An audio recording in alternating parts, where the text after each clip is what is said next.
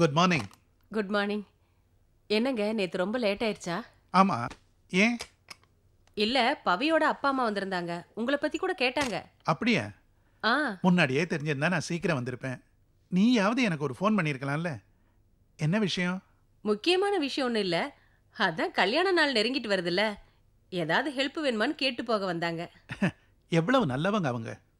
நம்ம ஜீவா இல்லைனா அந்த பொண்ணை வேற யார் கல்யாணம் பண்ணிக்க போறாங்க? அந்த ஒரு நன்றி கடன் தான் அவங்கள அப்படி விசாரிக்க சொல்லுது. அது சரி, கல்யாணம் தான் நிச்சயம் ஆயிடுச்சே. நாம உண்டு நம்ம வேலை உண்டுன்னு பேசாம இருந்திருக்கலாம்ல. அதை விட்டுட்டு நேர்ல வந்து விசாரிச்சிருக்காங்கல்ல. அது சரி, வேற என்ன விஷயம் சொன்னாங்க? கல்யாணத்துக்கு பிறகு அந்த வாடகைத்தாய் விஷயமா நான் அவங்க கிட்ட பேசினேன். அந்த மாதிரி பண்ணலான்னு முடிவு பண்ணிருக்கோம். நீங்க என்ன சொல்றீங்கன்னு கேட்டேன். இதுல எங்க விருப்பம் என்ன இருக்கு? பவித்ரா வந்து உங்க வீட்டு மருமக. நீங்க என்ன முடிவு எடுத்தாலும் சம்மதம்னு சொன்னாங்க. அவங்களும் பவித்ரா விஷயத்துல ரொம்ப அப்செட் ஆகி தான் இருக்காங்க. ஒரு பொண்ணுக்கு இப்படி ஒரு நிலைமை ஏற்பட்டா எந்த பேரண்ட்ஸ் தான் சந்தோஷமா இருப்பாங்க?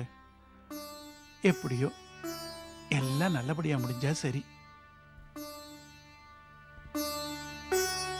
அதுக்காகத்தான் நான் ஒரு நல்ல முடிவு எடுத்திருக்கேன். என்ன?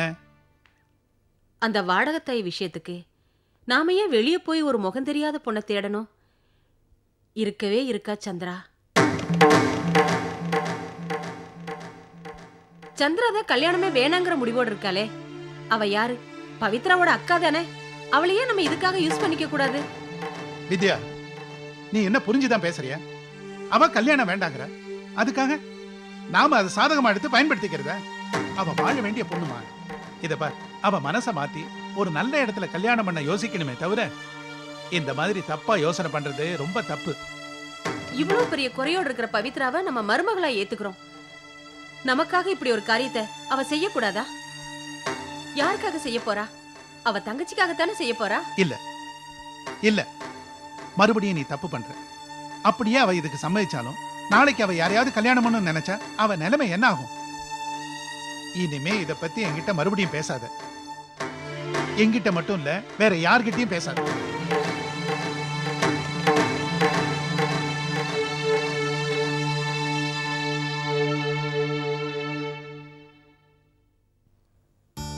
ஸ்கூல்ல நல்லா படிக்கிறியா?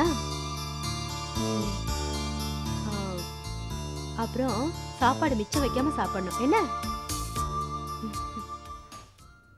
அத்தை, என்னம்மா? குழந்தை இறந்து போய் 16 நாள் ஆச்சு. அதுக்கு திதி ஊட்ட வேண்டாமா? இதோ பாருமா, ஏற்கனவே பொன் குழந்தை பிறந்ததுன்னு உங்க மாமா ரொம்ப கோவத்துல இருக்காரு. எந்த நேரத்துல போய் திதி அதெல்லாம் சொன்னா அவர் கோபம் ஜாஸ்தி ஆகும். வேண்டாமா, இப்ப எதுக்குமா திதி எல்லாம்? மாமாவை பத்தி தெரியும். ஆனா இறந்து போனது உங்க பேத்தி. உங்களுக்கும் கொஞ்சம் கூட அது மேல இறக்கம் இல்லையா? லக்ஷ்மி, உங்க மாமாவுக்கு ஏற்கனவே பொன் குழந்தைனா பிடிக்காது. இந்த நேரத்துல உனக்கு பிறந்த குழந்தைக்கு திதின்னா இந்த வீட்டுல தேவையில்லாத பிரச்சனை தான் வரும். தயவு செஞ்சு இந்த விஷயத்த மறந்துடு. அதான் எல்லாருக்கும் நல்லது. 10 மாசம் சுமந்த பெத்த குழந்தைய பறி கொடுத்து நான் இங்க நிக்கிறேன். இந்த வீட்டுல எல்லாரும் இப்படி இறக்க இல்லாம பேசிட்டு இருக்கீங்களே. இத பாருமா, இந்த வீட்டுல ஆம்பளை குழந்தை பெத்து கொடுத்தாதான் மரியாதை. ஏற்கனவே கலா 2 பெண் குழந்தைங்களை பெத்து படாத பாடு பட்டுட்டு இருக்கா. நீ உனக்கு ஒரு குழந்தை பிறந்ததையே மறந்துடுமா. லக்ஷ்மி, நான் சொல்றத கேளு. அப்பதான் உன்னால நிம்மதியா இருக்க முடியும். அத்தை, என்ன இப்படி பேசுறீங்க? லக்ஷ்மி, பாரு லலிதா, இவங்க கிட்ட போய் தேவையில்லாததெல்லாம் பேசிட்டு இருக்க கூடாது. என்ன, இந்த வீட்ல மனிதாபிமானம், இரக்கம் இதெல்லாம் நம்ம எதிர்பார்த்து எந்த பிரயோஜனமும் இல்லை. லலிதா, நீங்க பேசாதீங்க அத்தை. உங்க புருஷன் தான் பொன் குழந்தை வேண்டாம் அது இதுன்னு பேசிட்டு இருக்காருன்னா நீங்களும் அவருக்கு சப்போர்ட்டா இப்படி பொன் குழந்தையே வேண்டான்னா எப்படி? அப்போ நீங்க யாரு? இந்த வீட்ல இருக்கிறவங்க எல்லாம் உடம்பளவுல தான் மனுஷனா இருக்காங்களே தவிர மனசளவுல அவங்க கிட்ட இருந்து எதையுமே எதிர்பார்க்க முடியாது. லக்ஷ்மி, இறந்து போனது உன்னோட குழந்தை. அதுக்கு திதி பண்றதுக்கு நீ ஏன் இந்த வீட்ல இருக்கிறவங்களெல்லாம் கெஞ்சிட்டு இருக்க? உனக்கு தோன்றத நீ செய். அதையும் மீறி இங்க யார் என்ன பண்ணிடுறாங்கன்னு பார்க்கலாம். லலிதா, என்கிட்ட என் வீட்டுக்கார கேட்டா பண்ணும் தானே, அதுக்கு நான் ஏற்பாடு பண்றேன். நீ ஆக வேண்டிய வேலையை கவனி. பெரியவங்க இருந்து செய்ய வேண்டியது எல்லாத்தையும் நாமளே செய்ய வேண்டியதா இருக்கு. அதையும் மீறி ஏதாவது நடந்துச்சுன்னா என்கிட்ட சொல்லு, நான் பாத்துக்கிறேன்.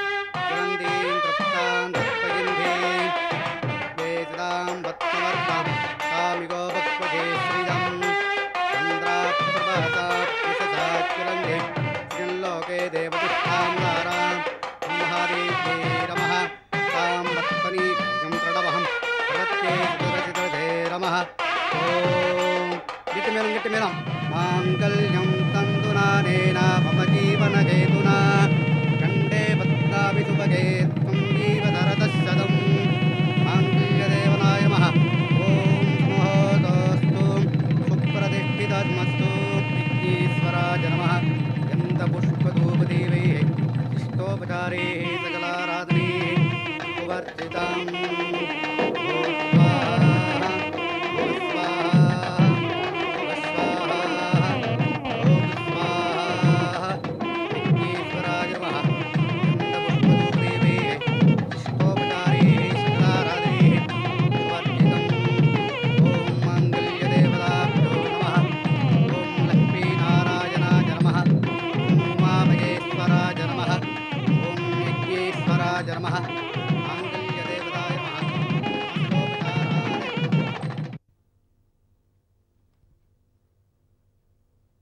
என்ன சார், கல்யாண வீட்டில் எல்லாருமே கலகலப்பாக உட்காந்து பேசிட்டு இருக்காங்க, நீங்கள் மட்டும் தனியாக இங்கே உட்காந்து யோசிச்சுட்டு இருக்கீங்க? ஒன்றும் இல்லைப்பா, சாப்பிட்டு முடிச்சாச்சு. சரி, அப்படியே உட்காந்துக்கிட்டு ஏதோ பழசெல்லாம் யோசனை பண்ணிக்கிட்டே இருந்தேன். நான் சொன்னேனே, அந்த விஷயத்தை பற்றி யோசனை பண்ணி பார்த்தியா? யோசிச்சு பார்த்தேன் சார். யாரோ ஒரு 3வது மனுஷன் ஃபேக்ட்ரியில் வேலை செய்கிறத விட நம்ம சந்திராவுக்கு ஹெல்ப்பாக நம்ம ஃபேக்ட்ரி பொறுப்பை எடுத்து நடத்துறது தான் சரின்னு எனக்கு தோணுது. ரொம்ப சந்தோஷம் தம்பி. அன்றைக்கி நான் சொன்னதும் நீ யோசிக்கிறேன்னு சொன்னேன். நீ யோசித்து பார்த்து நல்ல முடிவாக சொல்லுவியா மாட்டியோ அப்படின்னு நான் பயந்துக்கிட்டு சந்தேகப்பட்டுக்கிட்டே இருந்தேன். நல்ல வேளை நல்ல முடிவாக சொல்லிட்டீங்க. கல்யாணம் ஆளுதுமா இப்படி ஒரு நல்ல முடிவை சொன்னதுக்கு ரொம்ப சந்தோஷம் தம்பி. உங்களுக்கு ஆம்பளை பிள்ளைங்க இல்லாதது பெரிய பிரச்சனையாக போச்சு. பாவம், சந்திரா மட்டும் எத்தனை நாளைக்கு தான் தனியாக போராடுவா? நீ சொல்கிறதும் கரெக்டு தான் தம்பி. ஆனால் சந்திரிகாவுக்கு இப்போ 2 பிரச்சனைகள். ஃபேக்ட்ரியை நல்லபடியாக நடத்தணும் அப்படிங்கிறது ஒன்று, தொழிலுக்கு இடைஞ்சல் பண்ணுற எதிரிகளை சமாளிக்கணுங்கிறது இன்னொன்று.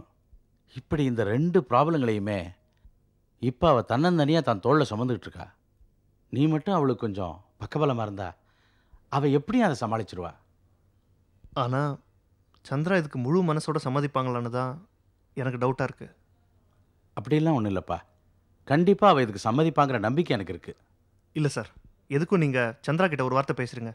அவங்க ஓகே சொல்லிட்டாங்கன்னா நான் என் வேலையை ரிசைன் பண்ணிடுறேன். ஐயோ, இப்போ அவசரப்பட்டு வேலையை ரிசைன் பண்ண வேண்டாம்ப்பா. நீ ஒரு லாங் லீவ் போட்டுட்டு நம்ம கம்பெனியில் வேலைக்கு சேர்ந்துரு.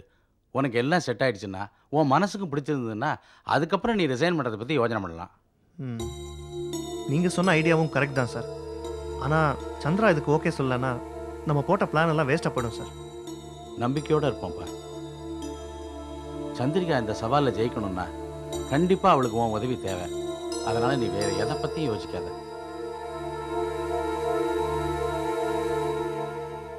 வாமா சந்திரா, வந்தவங்க எல்லாரையும் நல்லா கவனிக்கிறாங்களா? எந்த குறையும் இல்லையே? எந்த குறையும் இல்ல ஆண்டி, எல்லாம் நல்லபடியா நடந்துட்டு இருக்கு. இது நான் நடத்தி வைக்கிற ஒரே கல்யாணம். இதுல ஏதாவது குறை இருந்ததுன்னா அடுத்ததுல பாத்துக்கலாம்னு சொல்றதுக்கு எங்களுக்கு வேற ஒரு பிள்ளை இல்லையே. நீங்க கவலைப்படாதீங்க, எல்லாத்தையும் நான் பாத்துக்கிறேன். நான் நல்லா இருந்திருந்தா கல்யாணம் முடிஞ்சதுக்கு அப்புறம் எல்லாரையும் நல்லபடியா கவனிச்சிருப்பேன். என்ன பண்றது? நீங்க இல்லைங்கிற குறைய தீக்கிற மாதிரி அங்கிள் முன்னாடி நின்னு எல்லாத்தையும் நல்லபடியா கவனிச்சிட்டு இருக்காங்க. பவித்ராவும் ஜீவாவும் கோயிலுக்கு போயிருக்காங்க. ஆண்டி, உங்ககிட்ட ஒரு விஷயம் கேட்கலான்னு நினைக்கிறேன். கேளுமா, என்ன விஷயம்? சாந்தி முகூர்த்தத்தை எங்க வீட்டுல வச்சுக்கலான்னு இருக்கோம். உங்களோட பெர்மிஷன் கேட்டுட்டு போலான்னு வந்தேன். சாந்தி முகூர்த்தம் ஒரு அர்த்தமில்லாத விஷயம். அது எங்க நடந்தா என்ன? அதனால என்ன பிரயோஜனம்?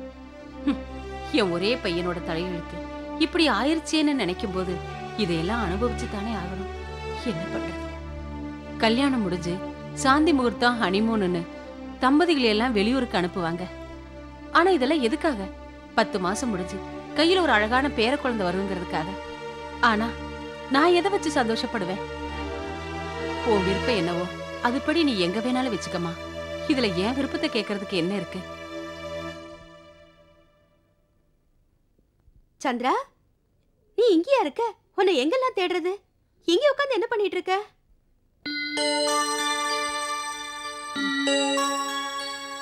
என்ன அண்ணி ஏதோ சொன்னாங்களா? சச்சா, அவங்க எதுவும் சொல்லல.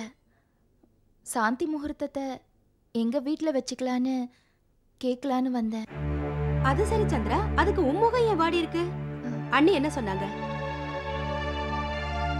பவித்ராவுக்கு குழந்தையே பிறக்காது. அப்புறம் சாந்தி முகூர்த்தத்தை எங்க வச்சா என்னன்னு ஃபீல் பண்றாங்க. அண்ணி, கல்யாணம் தான் நல்லபடியா நடந்து முடிஞ்சிருச்சு. ஜீவாவும் பவித்ராவும் ரொம்ப சந்தோஷமா இருக்காங்க. நீங்க ஏன் தேவையில்லாம ஃபீல் பண்ணிட்டு இருக்கீங்க? நான் ஏதோ என் விதியை நினைச்சு புலம்பிக்கிட்டு இருக்கேன். சந்திரா, நீ வா. மாப்பிள்ளையும் பொண்ணும் கோவில்ல இருந்து வர நேரமாச்சு. நீ ஆல்ரெடி அவங்க 2 பேரையும் உன் வீட்டுக்கு கூட்டு போன்னு சொல்லிட்டு இருந்தல்ல. நீ வா போலாம். வா. வரேன் ஆண்டி.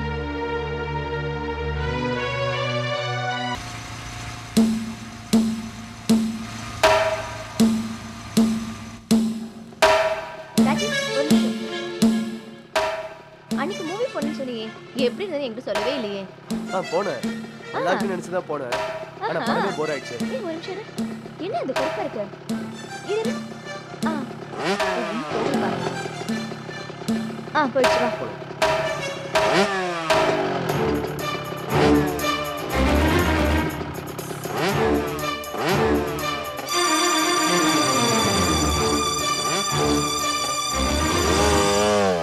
நீ ராஜீவை லவ் பண்றியா இல்ல லவ் பண்ற மாதிரி நடிக்கிறியா? ஏன்டி இப்படி கேக்குற? இல்ல, நரேன் பாக்கும்போது மட்டும் ராஜீவ் கிட்ட பேசுற. நரேன் இல்லாத டைம்ல ராஜீவை பார்க்க கூட மாட்டேங்கிற. நீ ஏதோ ப்ராப்ளத்துல மாட்டிக்க போறியோன்னு தோணுது. என்னோட குறிக்கோளே நரேந்திரன் என்னை எப்ப பார்த்தாலும் கோபப்படணும், டென்ஷன் ஆகணும். அதுக்காக நான் என்ன வேணும்னாலும் செய்வேன். அதுக்காக ராஜீவை இந்த விஷயத்துல யூஸ் பண்றது எவ்வளவு பெரிய தப்புன்னு உனக்கு தெரியாதா? அவன் என்னடானா நீ அவனை லவ் பண்றதா நினைச்சிட்டு இருக்கான். இந்த விஷயத்தை பத்தி அவன்கிட்ட தெளிவா சொல்லிருக்கலாம்ல. அவன் அப்படி நினைக்கலாம், நான் நினைக்கணுமே. அப்பா நல்ல வேளை நான் ஆம்பளையா பிறக்கல. ம். பிறந்திருந்தா நீ என்ன லவ் பண்றேன்னு சொல்லி ஆனாலும் உனக்கு வாய் ஜாஸ்தி. கிளாஸ்க்கு வா, பாத்துக்கிறேன்.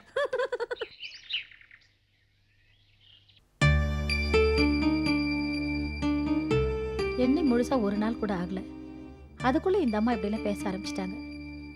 அவையும் நினைச்சதாங்க எனக்கு ரொம்ப வருத்தமா இருக்கு. ஏமா வீணா கவலைப்படுற? அப்படிலாம் ஒன்றும் நடக்காது. அவங்க கொஞ்சம் ஓப்பன் டைப்பு, மனசில் எதையும் மறைச்சி வச்சுக்க தெரியல, வெளிப்படையாக பேசிட்டாங்க, அவ்வளவுதான். தனக்கு வரப்போகிற மருமகளுக்கு இப்படி ஒரு குறை இருக்கேன்னு நினச்சி வருத்தப்படுறாங்க. அதை நம்ம பெருசாக எடுத்துக்கூடாது. இல்லைங்க, இப்பவே இப்படி பேசுறவங்க நாளைக்கு பவிக்கிட்ட எப்படி நடந்துப்பாங்களோ நினைக்கும் போது எனக்கு ரொம்ப கஷ்டமா இருக்குங்க. எல்லா விஷயமும் தெரிஞ்சு எல்லாரும் சம்மதிச்சு தானே இந்த கல்யாணமே நடந்தது. அப்புறம் எதுக்காக இந்த அம்மா இப்படியெல்லாம் பேசணும்? வாழ போறவனே சந்தோஷமா ஏத்துக்கிட்டான். இவங்க எதுக்காக இங்க இப்படி புலம்புறாங்க? அம்மா, ஜீவாவும் பவித்ராவும் ஒருத்தர் நல்லா புரிஞ்சுக்கிட்டாங்கன்னா எந்த பிரச்சனையுமே இருக்காது. அதுவும் இல்லாம அவங்க உடம்பு சரியில்லாம இருக்காங்க. அவங்கள இவ நல்ல விதமா கவனிச்சுக்கிட்டான்னா கொஞ்ச நாள் அவங்களும் மனசு மாறிடுவாங்கம்மா. மாப்பிள்ளை பேரில் எனக்கு முழு நம்பிக்கை இருக்கு. அவர் பவித்ராவை எந்த கஷ்டமும் இல்லாமல் பார்த்துக்குவார். அதுவும் இல்லாமல் அவகிட்ட இருக்கிற குறை என்ன ஏதுன்னு தெரிஞ்சதுக்கு அப்புறம் கூட அவளை ஏற்றுக்கிட்டவர் அவளை கண்டிப்பாக கண்கலங்க விட மாட்டார். பவித்ரா ரொம்ப பொறுமையான பொண்ணு. எந்த சூழ்நிலையிலையும் அவ எல்லாத்தையும் சமாளிச்சிருவா. அந்த நம்பிக்கை எனக்கு இருக்குமா. அதெல்லாம் இப்போ எதுக்குமா பேசிட்டு இருக்கணும்? வீட்டுக்கு போய் எல்லாம் விவரமா பேசிக்கலாமே. ஐ எம் சாரி சம்பந்தி, டிஸ்டர்ப் பண்ணிட்டேன். ஐயோ அதெல்லாம் ஒன்றும் இல்லை, உட்காருங்க. சுமதி எல்லா விஷயத்தையும் சொன்னா. உங்க வருத்தம் நியாயமானது தான். வித்யா அப்படிலாம் பேசியிருக்கூடாது. அதுக்காக உங்கள்கிட்ட மன்னிப்பு கேட்டுக்கிறேன். ஐயோ என்ன சம்பந்தி இது? மன்னிப்பு அது இதுன்னு பெரிய பெரிய வார்த்தையெல்லாம் பேசிக்கிட்டு, பெத்தவங்கிற முறையில் அவங்களுக்கு ஏதோ மனக்குறை இருந்திருக்கு, அதை வெளிப்படையாக பேசிட்டாங்க, அவ்வளோதான். அதை நான் ஒன்றும் பெருசாக எடுத்துக்கல. இல்லை சம்பந்தி, இந்த நிலைமையில யாரா இருந்தாலும் இப்படித்தான் நிச்சயமா நினைப்பாங்க. நான் ஒன்று சொல்றேன், பவித்ரா இனிமே உங்க மக இல்லை, எங்க மக. இனிமே இந்த வீட்ல எந்த பிரச்சனையும் இருக்காது. அது போதும் சம்பந்தி. நீங்க சொன்ன இந்த ஒரு வார்த்தையே போதும். நாங்க நிம்மதியா இருப்போம். சந்தோஷம். என்னது ஆர்சி புக்கெல்லாம் வாங்கி வச்சுக்கிட்டானா? அவன் என்ன சேட்டு கிடக்காரனா இல்ல செக் போஸ்ட்ல இருக்கிறவனா? யார் வீட்டு வண்டி யார் வீட்டு சரக்குன்னு சொன்னியா? மரியாதையா சரக்கெல்லாம் போய் இறக்கிட்டு அப்புறமா ஃபோன் பண்ணு. செக் போஸ்ட்னு யாருக்கிட்ட மிரட்டுறான்?